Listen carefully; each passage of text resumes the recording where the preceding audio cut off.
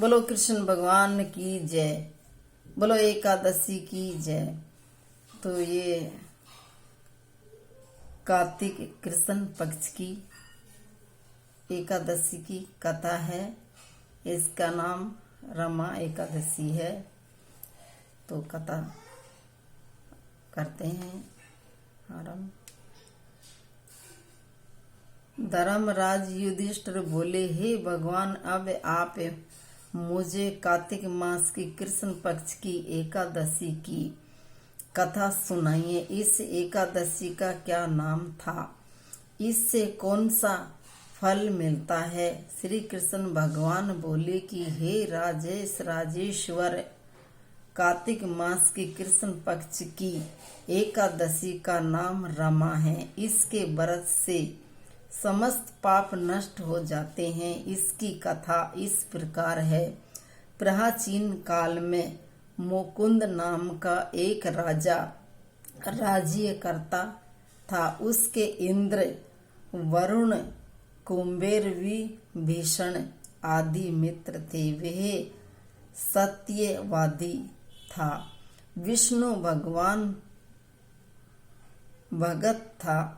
उसके एक उत्तम चंद्रभागा नाम की लड़की उत्पन्न हुई। उसने उसे लड़की का विवाह राजा चंद्रसेन के पुत्र शोभन के साथ किया।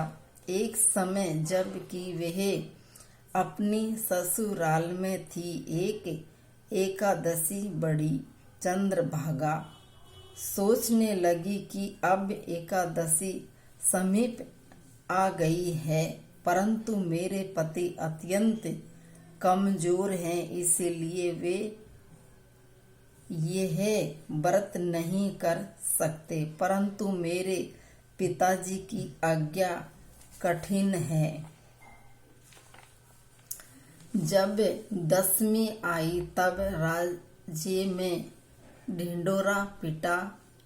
उसको सुनकर शोभन अपनी पत्नी के समीप गया और उससे पूछा कि हे प्रिय, मुझे कुछ उपाय बतलाओ, क्योंकि यदि मैं व्रत करूंगा तो अवश्य ही मर जाऊंगा। इस पर चंद्रभागा बोली, हे प्राणनाथ, मेरे पिता के राज्य में एकादशी के दिन कोई भी भोजन नहीं करता। यहाँ तक कि हाथी, घोड़ा, ऊंट आदि भी तृण, अन्न, जल आदि ग्रहण नहीं करते। फिर यहाँ मनुष्य कैसे भोजन कर सकते हैं? यदि आप भोजन करना चाहते हो तो यहाँ से किसी दूसरे स्थान को चले जाइए, क्योंकि यदि आप ऐसे स्थान पर रहेंगे तो आपको व्रत अवश्य ही करना पड़ेगा। इस प्रकार शोभन बोला कि हे प्रिय, आप का कहना बिल्कुल उत्तम है। मैं अवश्य ही व्रत करूंगा। मेरे भाग्य में जो लिखा है वही होगा। ऐसे विचार करके उसने एकादशी का व्रत किया और अब सूर्य भगवान भी अस्त हो गया और जागरण के लिए रात्रि हुई। वह शोभन को दुख देने वाली थी। दूसरे दिन प्रातः होने से पहले शोभन इसे संसार से चल बसा। राजा ने उसके मृतिक शरीर का दहन करा दिया।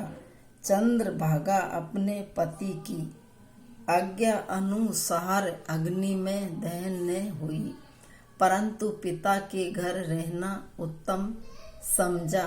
रमा एकादशी के व्रत के प्रभाव से शोभन को मंदराचल पर्वत पर धन धान्य से युक्त था।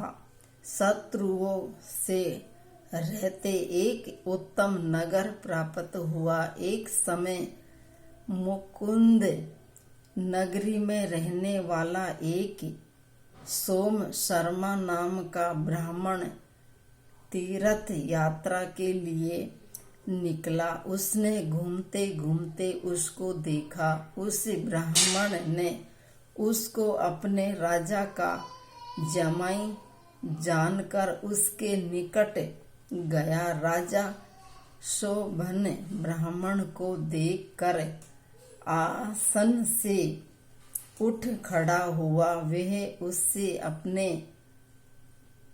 सर था रात्रि चंद्रभागा की कुशलता को छूने लगा।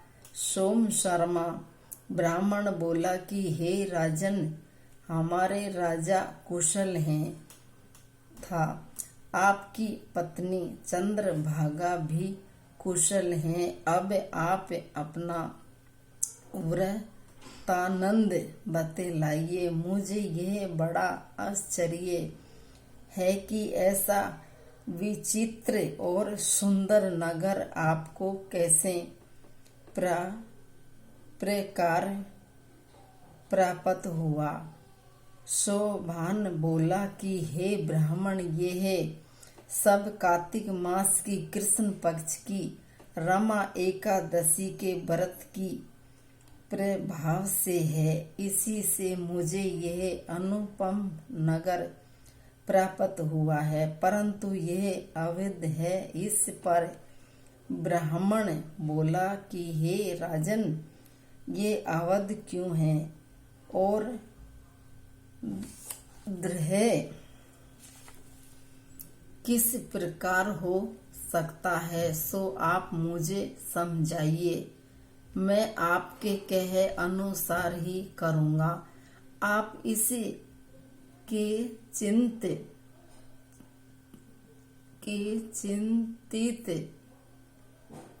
मात्र भी झूठ न समझो।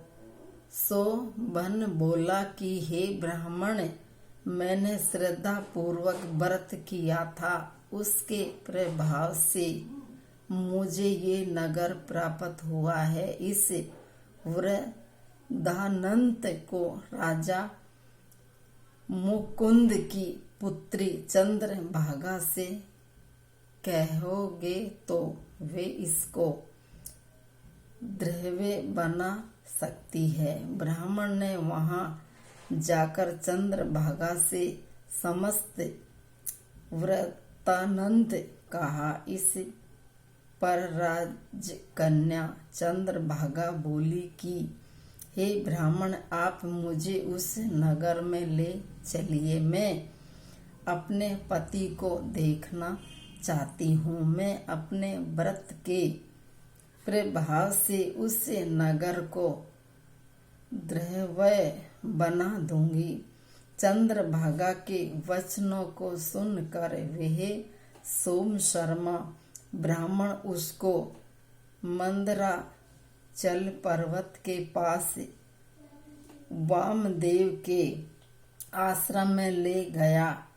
वामदेव ने उसकी कथा को सुनकर चंद्रभागा का मंत्रों से अभिषेक किया। चंद्रभागा उसके मंत्रों तथा व्रत के प्रभाव से दिव्य देह धारण करके पति के पास चली गई। शोभन ने अपनी स्त्री चंद्रभागा को देखकर प्रसन्नता पूर्वक उसे अपने बाम अंग में बिठाया। चंद्रभागा बोली, हे प्राणनाथ, अब आप मेरे पुण्य को सुनिए। जब मैं अपने पिता के गृह में 8 साल की थी, तब ही से मैं यथा विधि एकादशी का व्रत करती थी।